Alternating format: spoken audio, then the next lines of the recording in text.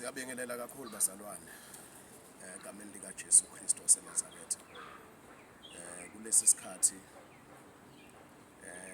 mhlambe ngifisa ukubingelela ngendlela yokubingelela abantu bonke abahlali bonke base-South Africa. Ngicela ukuzethula kuqala uMr. P.V. Sibiya lo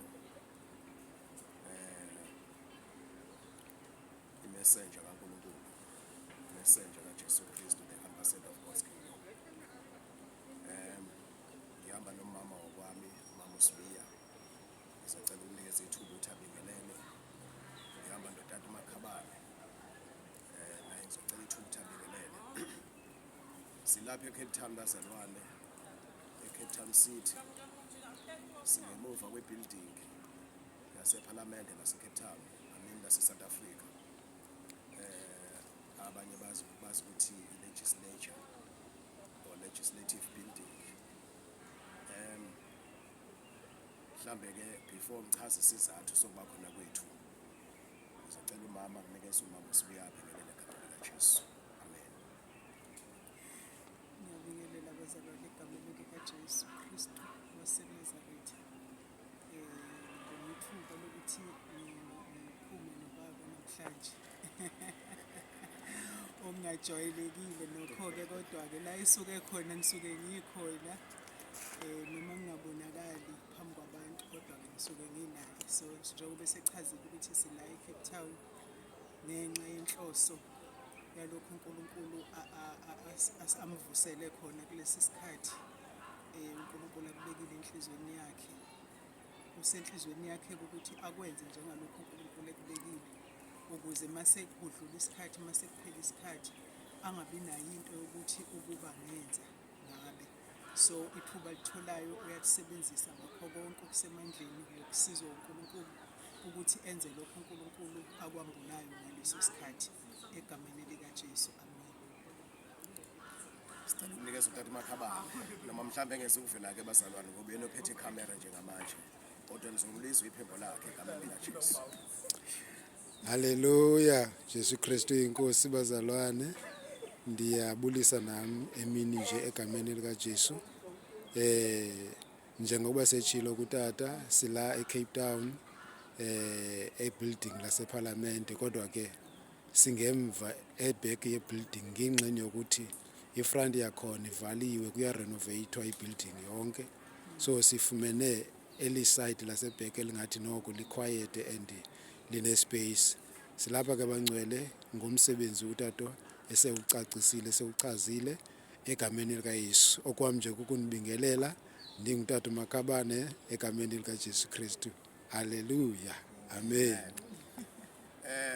Akasiqale bazalwane ngokuthi sibonge ukuthi neminathi ezimeni zonke ezidlula kuzo ngiyasisapotha ngomthandazo egameni likaJesu nangamazwi akhuthazayo. Sicela ukubonga kakhulu bazalwane. Isizathu sokuba khona la namhlanje la kwi-legislative building iParliament lase-South Africa eCape Town, sizokwethula umyalezo ophuthumayo, sizokwethula umyalezo obaluleke ukudlula mhlambe imiyalezo yonke eyaba khona maqondana nokuphila kwabantu eSouth Africa. Into esizoyethula la, number one, sizo-addressa ukuthi singabahlali, singabantu eSouth Africa sonile kakhulu phambi kaNkulunkulu. Phuzu lokuqala lelo. Haleluya. Uyadinga ukuthi siphenduke. We need a repentance. Siyazi ukuthi-ke umuntu mangabe ona usuke kunento emenzayo ukuthi one. Ngeke sithinte izinto eziningi, kodwa into esizoyithinta okuyiyona eyinsika yakho konke umthetho sisekelo. The reason sibe lana ilana okushawa khona umthetho sisekelo wecountry yase-South Africa. Sonile phambi kaNkulunkulu ukukhala isililo sesisikhulu kakhulu sezono zethu siyi-South Africa. Sesifinyelele uNkulunkulu. Manje uNkulunkulu usefike lapho-ke ukubekezela kwakhe kuphela khona manje. Bazalwane, silana on behalf of everyone ongumhlalo wase-South Africa ukuzothi baba siyavuma sonile Amen. sashaya imithetho ephambene nentando yakho. Silana bazalwane sizothi baba ukuphenduka kwethu sikhombisa ngezenzo. Yes, Lord. Sizobhidliza onke ama-altari abekwe kuleli parliament. Sizomelana nespirit sasemkhathini la kuthiwa khona amakhosi omhlaba abuswa umoya wasemkhathini. There are spirits that are ruling the physical world. Lawo ma spirit lawo kune spirit esibhekelene neSouth Africa okuyisona esi-influencer abaphathi ababusi base-South Africa bashaya imithetho be-influencer yilesi spirit ukuthi bashaya umthetho ophambana nomthetho kaNkulunkulu. Silahlile umthetho kaNkulunkulu eSouth Africa, sisehlazweni. Sizothi-ke baba siyaphenduka, siyabhidliza ngegama lenkosi uJesu Kristu waseNazaretha. Abanye basebenzisa igama likaYeshua HaMashiach. Sizobhidliza izigodlo, sizobhidliza i-altari. Konke uSathane akuthululelela eSouth Africa esebenzisa umthetho osewula eSouth Africa. Namhlanje sizobhubhisa, sizodestroy, sizodidemolisha ngegama lenkosi uJesu. Bese sithi baba sivuma wakho umthetho wodwa, sivume yakho intando yodwa, sivume ezakhe imiso zodwa egameni lika Jesu Kristu waseNazaretha. So ke sizokwenza lokho njengamanje. Asithandi ke bazalwane ukukhuluma thina kakhulu, sifuna ukukhuluma ngezwi, izwi elizoyikhulumela. Sizovula kuqala uMatthew uMark chapter 7 verse 9. NgokaMark chapter 7 verse 9. Ngiyakholwa bazalwane ukuthi njengoba ngikhuluma ngolimi lwesiZulu nje uNkulunkulu uzobavusa abantu abazotranslate ukuthi lo myalezo uziwe izizonke izilimi, zonke izizwe, zonke inhlanga. Ngoba imessage akusiyona kuphela yabahlali base-South Africa, eyomhlaba wonke. Lokho esikwenzayo sizocela ukuthi uNkulunkulu usithethelele eSouth Africa, bese wena uNkulunkulu uthatha over. Sizothi siyadedicate iSouth Africa, we dedicate South Africa back to God. If we say we dedicate South Africa back to God, iSouth Africa ayisizona intaba nehlahla, kodwa iSouth Africa ingabantu, ingabahlali, abantu abaphilayo eSouth Africa. So sizobuyisela abantu bakaNkulunkulu eSouth Africa, sibabuyisela kuNkulunkulu ophilayo. Asikwazi ukuthi we dedicate South Africa back to God, siphinde futhi siqhubeke nezinto uNkulunkulu ezimnengile ezisenze saba izona samona uNkulunkulu kakhulu. So kufanele siqede yonke into, sihlwana nabo bonke ububi, yonke into eyisinengiso. Sizothi sila physically la eCape Town, sila physical, sizothi siyahlukana nazo zonke inengiso zabezizwe, zonke ithixo bonke uNkulunkuluwana. Sizodestroya konke okuphasiswe phezulu kwegama le-constitution of the country ephambene nentando kaNkulunkulu. Sizothi uNkulunkulu siyavuma bonke ububi esibenzile, siyahlukana nabo egameni lenkosi yethu Jesu. Nanto ke izwi ke ngizocela umama sifundele ngesiZulu, mhlambe nami ngisavula kulimi lwesingisi ngapha. uMark chapter 7 verse 9. Kufundeka kanje bazalwane kuMark chapter 7 verse lika-9. Wayesethi kubo, yebo, nichitha umyalo kaNkulunkulu ukuba nigcine isiko lenu. Qhubeka phinde ufunde futhi ma. Uverse 9. Wayesethi kubo, yebo, nichitha umyalo kaNkulunkulu ukuba nigcine isiko lenu. Yeah, ngizofunda la nge-amplified version. Lifundeka kanje. He was also saying to them, you are experts at setting aside and nullifying the commandment of God in order to keep your man-made tradition and regulations. Let me repeat. He was also saying to them, you are experts at setting aside and nullifying the commandment of God in order to keep your man-made tradition and regulations. Sizothi ke namhlanje sizokwenza vice versa namhlanje. Enye imbangela ikhoze ukuthi sone. Sibeke eceleni imithetho kaNkuluNkulu. Sagcina izimiso zethu singabantu. Now we are here to do a vice versa. We are going to set aside i-constitution yalelizwe kaSathane evele emkhathini, and we are going to unify. We are here to nullify the constitution of this country that is against God, the Almighty God, the living God. And in order to keep the commandments of God, our Heavenly Father. Hallelujah. Sizobeka eceleni, Jesu Kristu siyachitha, inkosi. siyamelana, we nullify. Ngegama likaYesu. Isizathu ukuthi ngisebenzise la i-amplified version, ngithatha ligama lithi nullify. We nullify the constitution of South Africa so that we'll be able to keep the commandments of God. So we are here in this parliamentary building, a legislative building in Cape Town. We are here to nullify the constitution that is from the devil, that is from the bottomless pit. We are here to set it aside and nullify it so that we'll be able to keep the commandments of our living God. We are repenting. Yes, We are in the going name back of to our Jesus. living God. We are taking ourselves back to the living God. So we nullify everything that has been said so that it can be worshipped as gods. We are here to nullify it in order to keep the commandments of our living God, of our Heavenly Father. Amen. That is the reason ngibazalwane silana. Hallelujah. Silana ngenxa yaleso sizathu Jesu kakhulu Kristu egameni kaJesu. inkosi. Right? Ngicela sifunde ke manje 2 Corinthians chapter 10 from verse 3 to 6. 2 Corinthians chapter bani?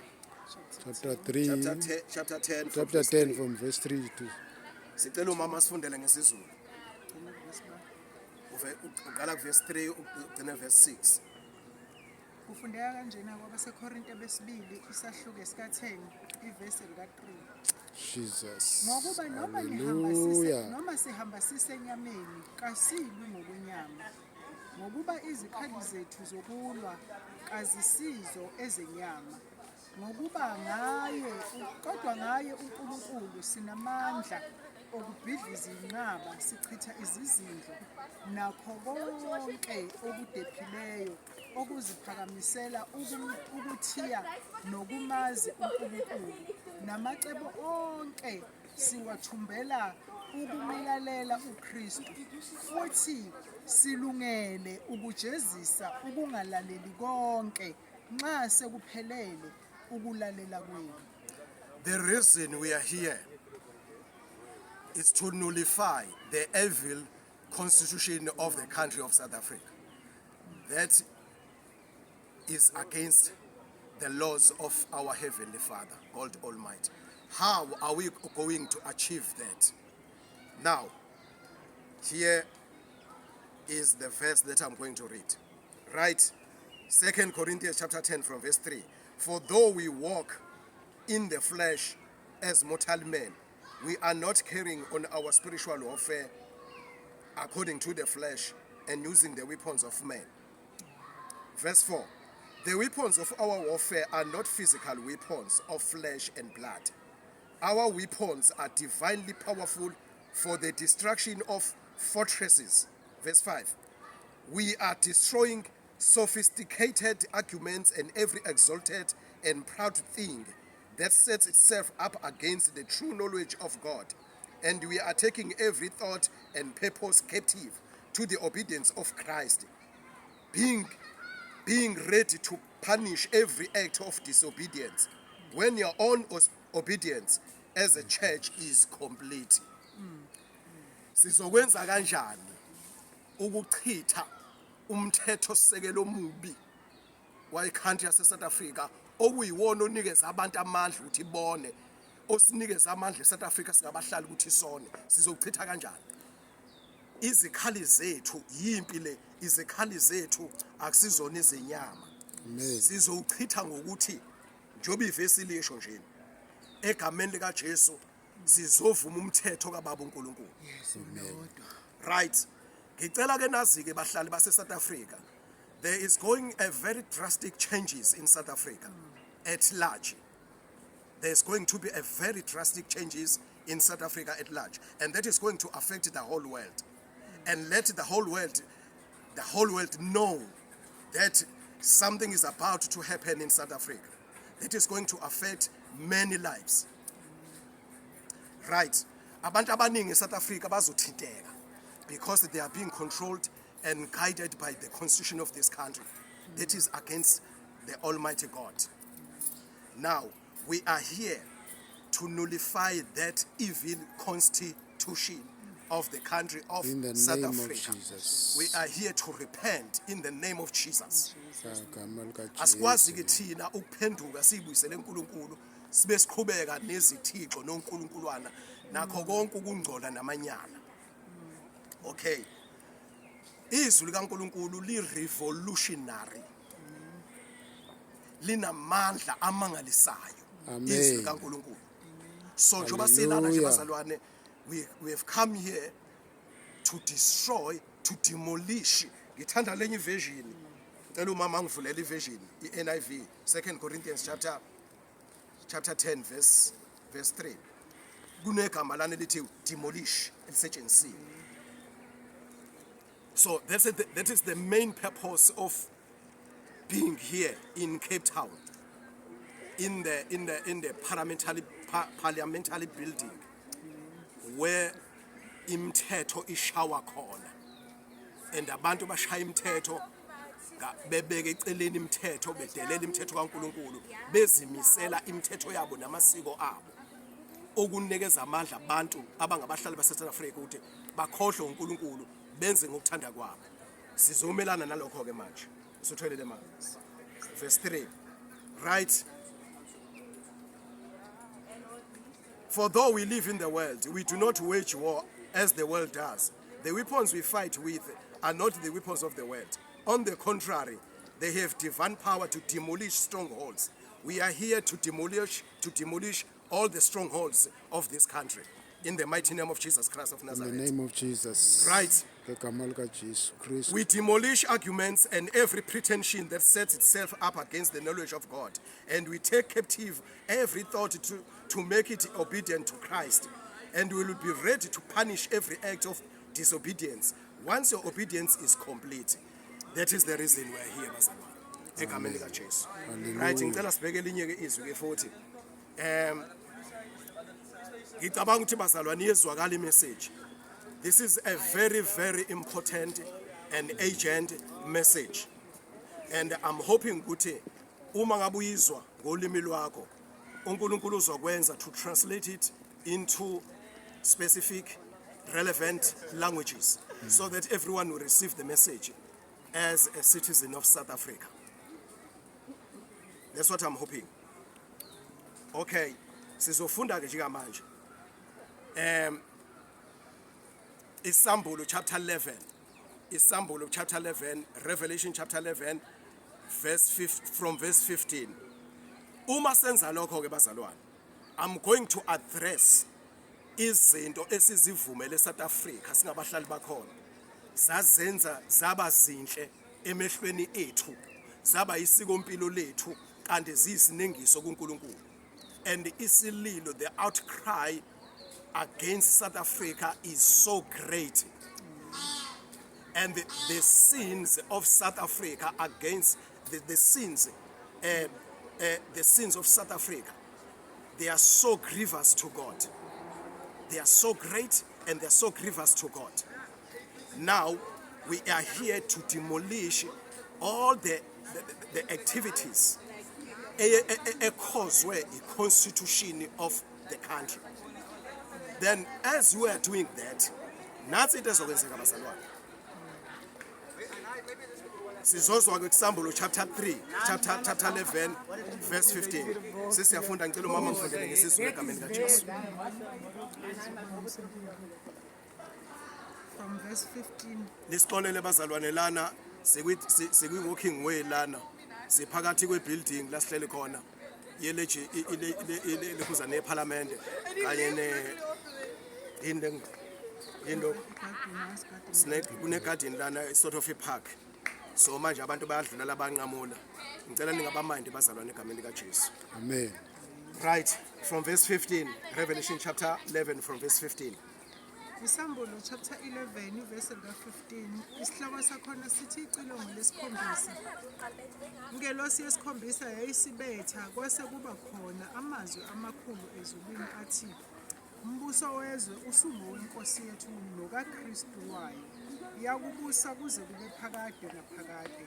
Namalunga angama40 ahlezi phambi kaNkulunkulu ezihlalweni zawo zobukhosi akhothama ngobuso bawo akhuleka kuNkulunkulu ethi siyakubonga Nkosi uNkulunkulu mnimandla onke okhona nowawukhona ngokuba uthabathe amandla akho amakhulu wabusa.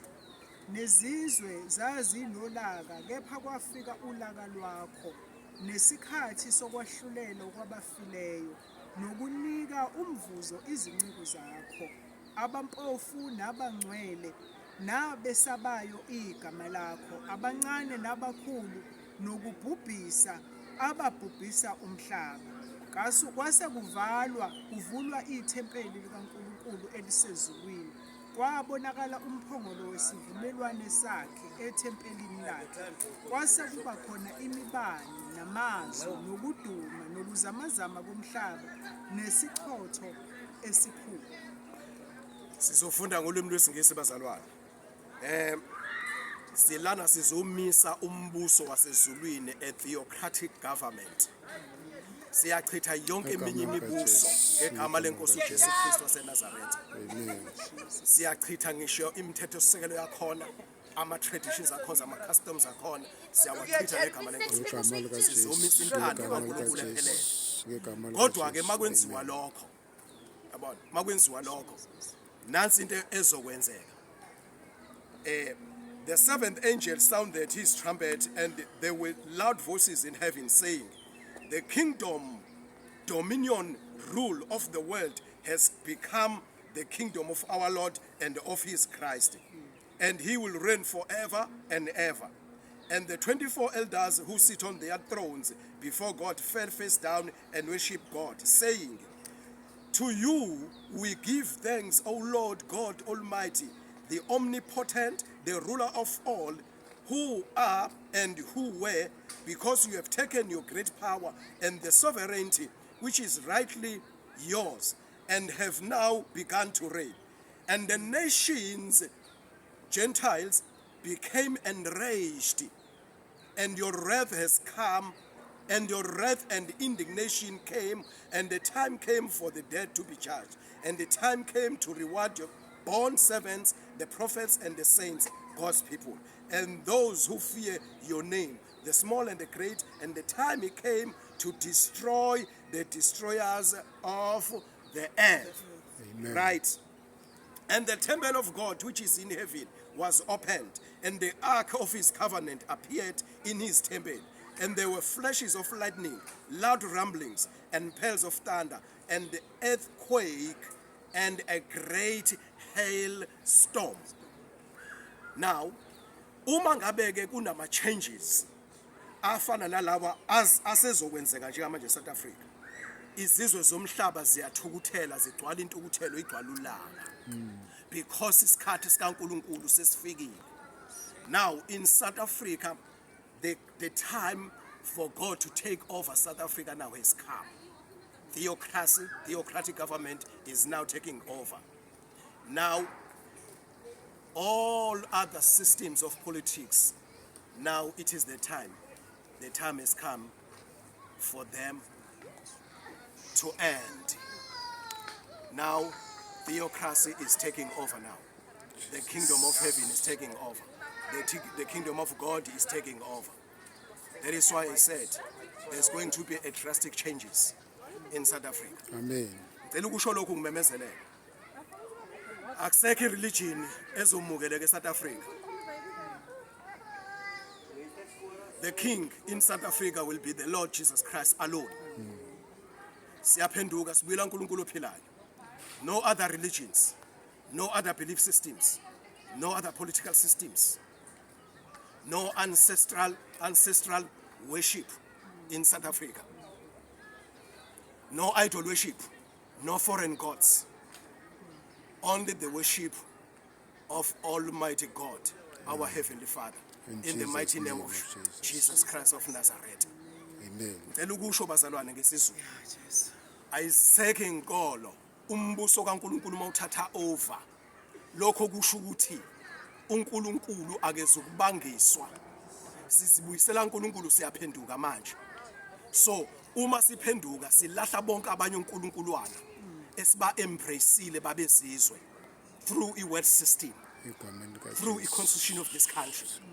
Now siyaphenduka siyakulahla konke lokho ngegama lenkosi uJesu. Hallelujah. Now akusezukubabikho manje imimoya elethe inkolo o interfaith religion. Akusezukuba khona foreign gods, foreign worship of other nations like South Africa. Ayisekho inkolo ezoba khona. Akusekho omunye uNkulunkulu ozokhonzwa leSouth Africa phakanyiswa ngaphandle kaNkulunkulu umdali wamazulu nomhlaba egameni lika Jesu Kristu indodana yakhe ezelwe yedwa eyafa yavuka ephila kuze bephakade. Ilo mbuso ke manje uzothatha over. Umbuso kaNkulunkulu ophilayo, umbuso wasezulwini, umbuso wenkosi yethu Jesu Kristu.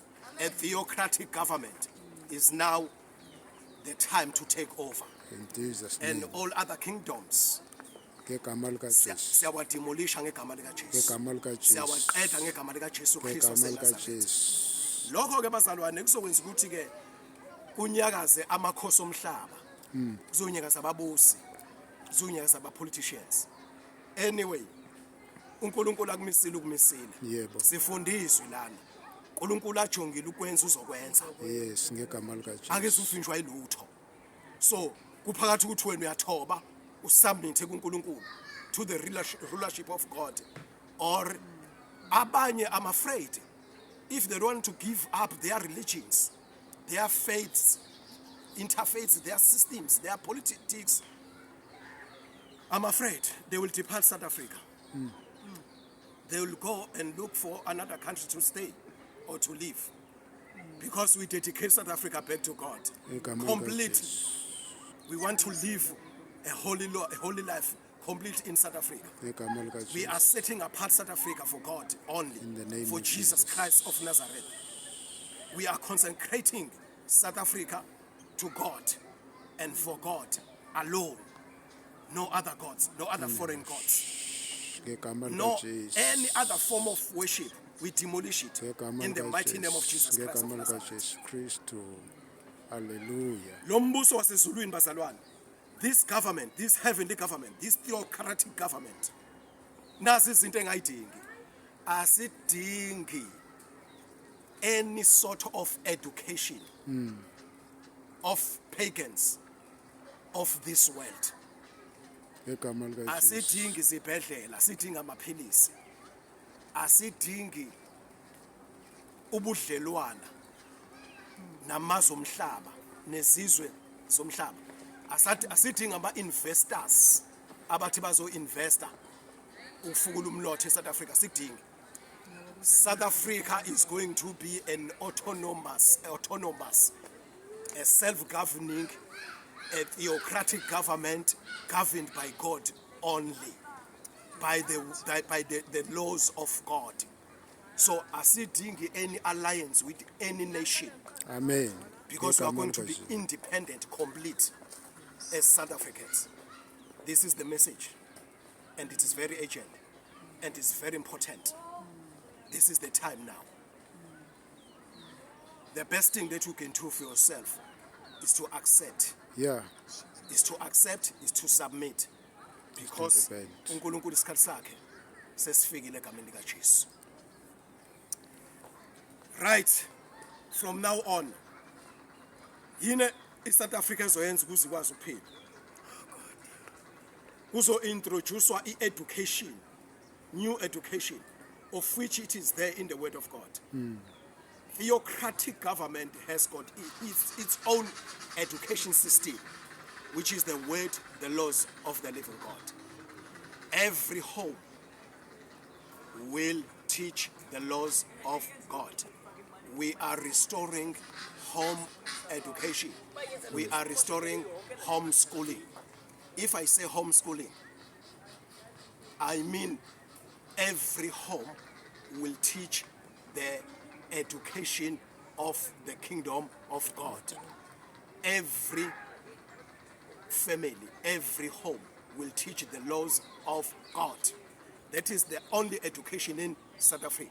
We do not need pagan worldly education. Systems. We get rid of all education of this world. We remove all education of this world. And now we are restoring education of God's kingdom. Amen. The laws of God. In Jesus' that is name. number one. Number two, we also remove and get rid of worldly agricultural system, which is artificial. We're going to restore a system of agriculture which is natural, which is organical, Yes, in the name of Jesus. as it was meant by God Almighty for healthy living of the citizens of South Africa. We do away with artificial agricultural system. That is point number two. That is how we are going to live and make living as South Africans. Ithi mina eSouth Africa bazalwane, i-system ezosebenza manje, i-system ye-education yombuso kaNkulunkulu, then i-system yokuphila, indlela yokuphila, wonke umuntu uzobuyiswa ngoba siyaphenduka, sixosha bonke, silahla bonke uNkulunkuluwana. So isenzo esinjalo sokuphenduka, it brings blessings upon the nation. Amen. Siletha isibusiso phezu kwani kwesizwe. Now sizobuyisa agriculture as was meant by God, as was instituted by God initially, originally, of which is the system of God. We are going to farm using organic farming, natural farming. We call it farming God's way. Yeah. Siyamhola uNkulunkulu njengoba siphenduka bazalwane ukuthi asizukulekha imvula izokwehla ngesikhathi esifanele. Akukho zinambuzane ezodla because asidingi izinto zabezizwe zama-chemicals. We are going to use natural things in our crops, in our animals, animal farming, crop farming. Sizosebenzisa i-natural, sizosebenzisa i-organic in South Africa bazalwane. Siyabonga egameni lenkosi yethu Jesu. Ya bazalwane siyaqhubeka. Nazi izono ezimbi ezisinengiso uNkulunkulu. Izono zokuhlobonga, fornication. Izono zegayism, izono zelesbianism, izono zo-masturbation, sexual immorality, izono zama-drugs, izono zokukhonza iy'thixo uNkulunkuluwana, izono zokukhonza iy'thombe. Yonke lento imotivatwe i-constitution yase-South Africa evela emkhathini, evela kwi-bottomless pit. That is why we have come here to demolish all these things in the name of Jesus Christ of Nazareth. Igama lika Jesu Kristu. Zonke izono zobuthakathi, zonke izono zokuthemba abantu nokuthemba uNkulunkulu, zonke izono zokuthemba abantu abafile, zonke izono zokutabana sezichitheke ngendlela enyanyisayo. uNkulunkulu akasafuni lutho, uNkulunkulu akasezwa lutho. Bazalwane, we took a stand ukuthi sizothi inkosi siyavuma sonile South Africa. Lezi zinto zikhuthaziwe, izono ze-abortion, chithwa igazi, kwenziwa ama-sacrifices ngengane, izono zama-celebrations. oNkulunkulu alababezizwe abaqhamuke nge-world system of this world. ISouth Africa before i-world system ithathe over ne-South Africa, iSouth Africa ibimesaba uNkulunkulu. Bekunelimi ezahlukene khona amaZulu, amaXhosa, abaTswana, abaSuthu, ilomikho ilimi khona eSouth Africa bezazisa uNkulunkulu yedwa umdali wamazulu nomhlaba. Kube imkhozi uNkulunkulu bembiza ngolimi lwabo kodwa bonke bekhomba uNkulunkulu ophilayo. Ever since kufika i-world system through educational system, health system, monetary systems, political systems, lezi zono ziphasisiwe. Namhlanje izona abantu ababuswa izona sizophenduka egameni lenkosi yethu Jesu. Sizothi inkosi sicela usithethelele, siyavuma sonile. Amen. Sisibuyisela kuwe, siyaphenduka ngokupheleleyo. Siyazilahla lezi zono, siyahlukana nazo. Ingakho sidestroy ne-constitution sila kwi-legislative parliament in Cape Town. We are here to demolish this constitution which promote these all kinds of things. So the kingdom of God is taking over now. The kingdom of this world has come into an end. In Jesus' mighty name. Hallelujah. Nansi ke bazalwane le building sithetha ngayo siyaxolisa kakhulu ngoba sibukudana kancinci sithe ukuba I distance from yona ngenxeni yokuthi ifront yakhona ke kubhizi kuvaliwe and kuya renovatewa. So asikwazanga ke ngoku ukuthi sibe phanga phambili efront ukuze sizoyibona kakuhle. Ngoku silapha sithathe ibheke apho kukhona ispace khona. Siyaxolisa ke bazalwane ngayo yonke ingxolo nomsindo okhona kule ndawo egameni lika Jesu nokusebenza kwakhona siyaphazamiseka egameni lika Jesu ngenxeni uba kuyasetyenzwa iya-renovatewa le building egameni lika Jesu. Ya yiyo ke yonke le ndawo bazalwane egameni lika Jesu yiyo yonke le yebo iyalungiswa kuya-renovatewa. Uma ke sake sava kuminyaka engaphambili I think 5 years more than 5 years back kwaba kwakukhona isehlo sehlaya apha eParliament apho kwangena umuntu khona washisa ebusuku kwaba khona ke damage enkulu. Ya I think kungona ukurenovatewa ngoku lo damage leyo ngoba ibisoloko isezinkantolo kuxoxwa egameni lika Jesu. Asikho lapho ke bangcwele silapha ukuze nibone egameni kaJesu oko kwakwenzekile physical ngalo minyaka kusitsha ibuilding. Namhlanje kutsha iziseko zebuilding nazo zonke insika zakhona apho kuhlanganiswa khona zonke izinto. Yiyo ke yonke lena bangcwele egameni lika Yesu siyaxolisa kakhulu ngayo yonke indaba edibene nomsindo ngoba kusetyenzwa nabantu enizababona apha egameni lika Jesu kodwa siyakholwa ukuthi kuzawucaca egameni lika Jesu. Lena ke iParliament yase South Africa ayisiyo yase Cape Town.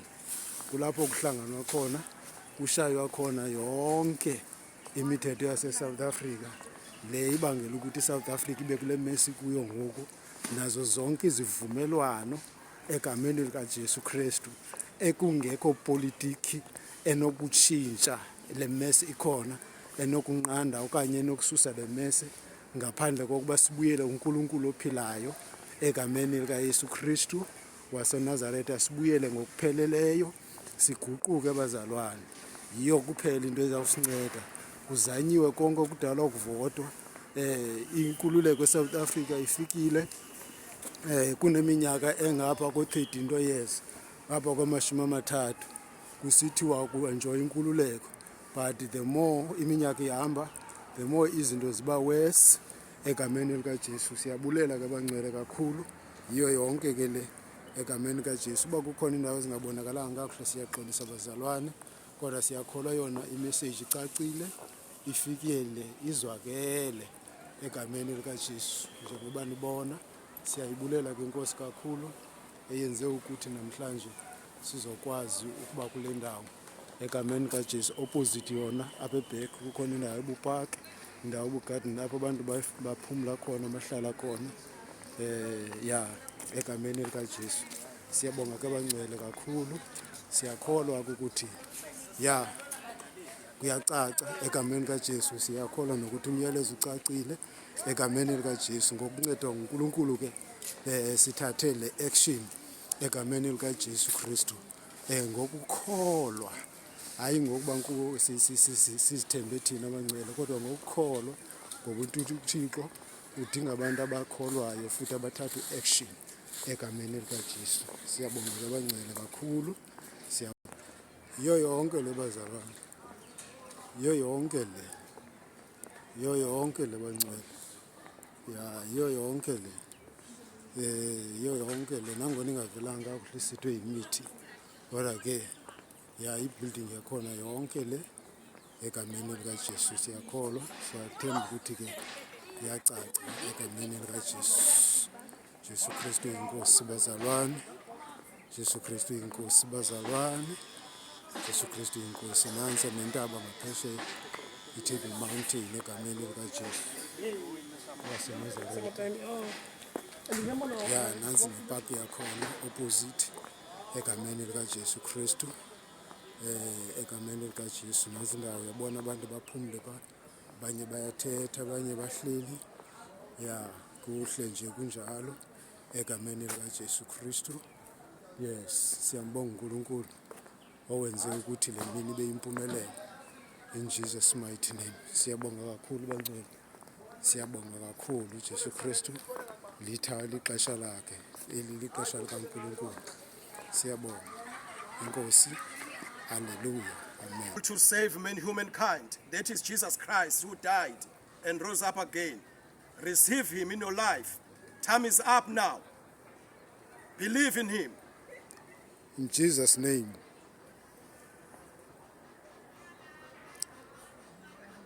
Right. Yeah. Yeah.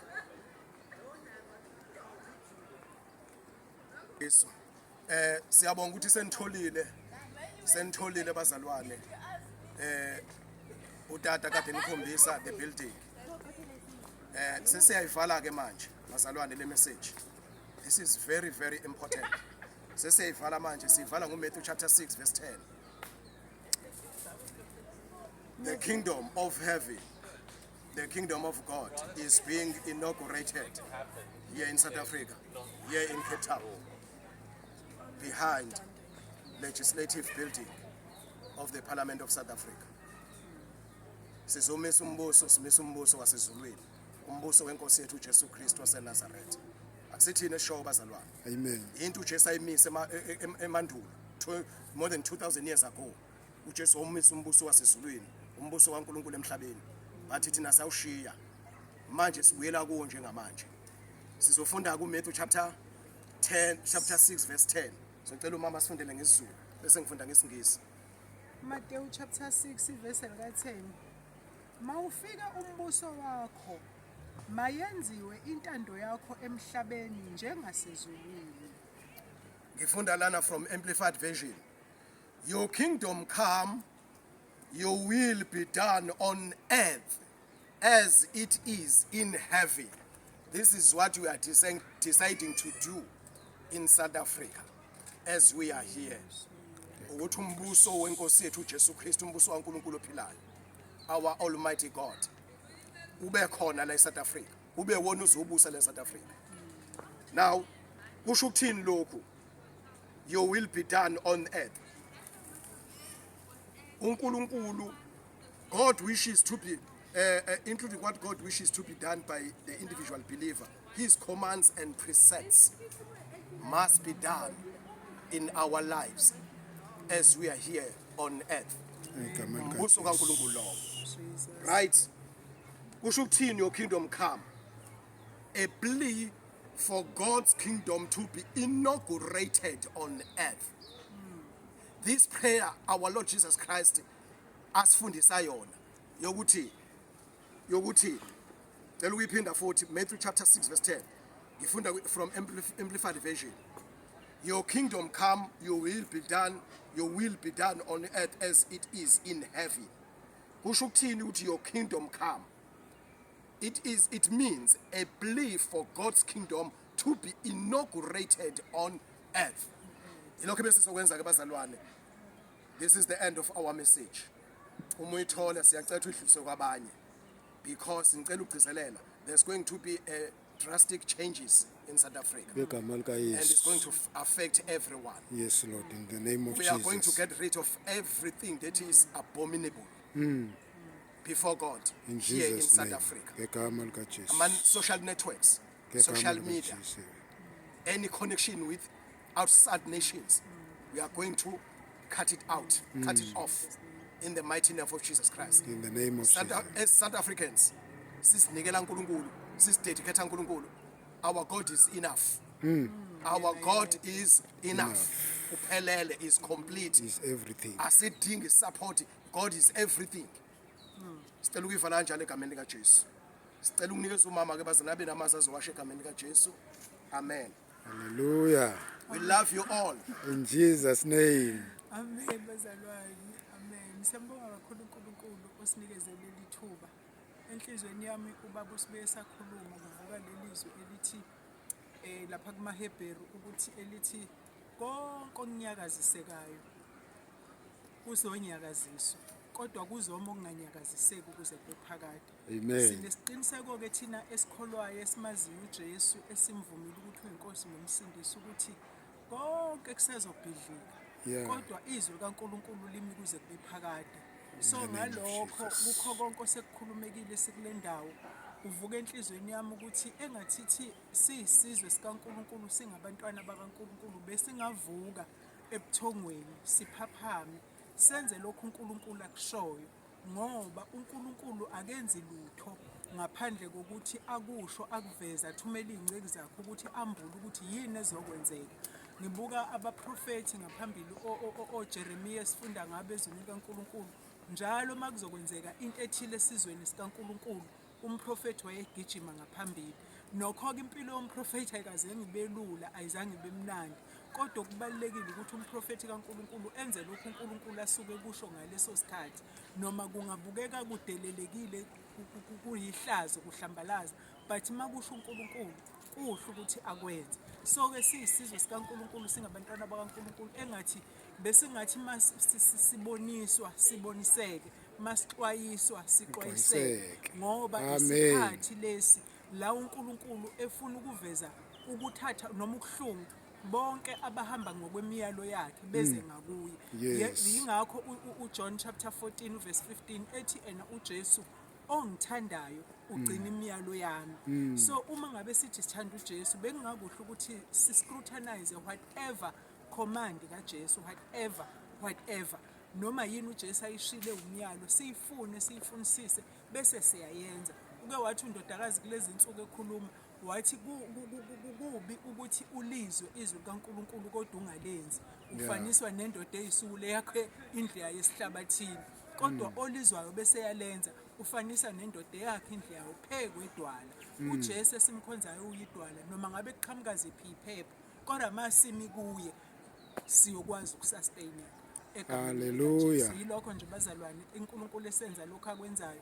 Inhliziyo yami ithi uNkulunkulu mina ngiyanquma enhlizweni yami nomndeni wami ukuthi ngibambelele kulokho okunganyakaziseki kuze kube phakade noma ke kunezinto kunezivunguvungu eziqhamukayo kodwa mangibambelele kulokho okunganyakaziseki impilo yami safe egameni lika Jesu. Amen. Siyabonga Kristu bawethu egameni inkosi. lika Jesu. Ivesi umama alifundile ngicela ukulifunda ngolimi lwesingisi. iNIV version. Hebrews chapter 12 from verse 25. See to it that you do not refuse him who speaks. If they did not escape when they refused him who warned them on earth, how much less will we if we turn away from him who warns us from heaven. Verse 26. At that time his voice shook the earth, but now he has promised once more, I will shake not only the earth but also the heavens. Verse 27. The words once more indicate the removal of what can be shaken, that is, created things, so that what cannot be shaken may remain. Therefore, since we are receiving a kingdom that cannot be shaken, let us be thankful and so worship God acceptably with reverence and awe, for our God is a consuming fire. Amen. Amen. Thank you, Lord. Siyabonga abalaleli, siyabonga South African citizens. Egameni lika Jesu, mhlawumbe utata wethu siyabonga kakhulu nakuye obesithathela le video, mhlawumbe khona ngafisa ukusho amazambalo egameni lika Jesu. Haleluya, uJesu Kristu inkosi bangcwele. Siyabonga ke bazalwane, siyakholwa sinethemba lokuthi umzimba kaKristu Yesu, umbuso kaNkuluNkulu osemhlabeni, uJesu Kristu abusa kuwo, uzawuyamkela le message, uzawunyakaziswa ile message, ngoba lixesha lokuthi abantwana bakaNkuluNkulu baphumela ibala egameni lika Jesu Kristu, baye kucasha bazimele ngesystem yelilizwe nepolitics zelilizwe.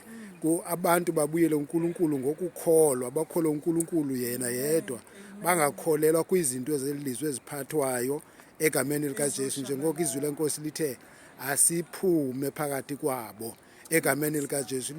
Lixesha abazalwane ukuthi siphume phakathi kwabo, not just siphume nje spiritual, but siphume even physical, siphume libala, sibabonisa ukuthi asihambisani nale mithetho yenu engcolileyo esuka emkhathini, esuka komubi, elithi izwi lenkosi.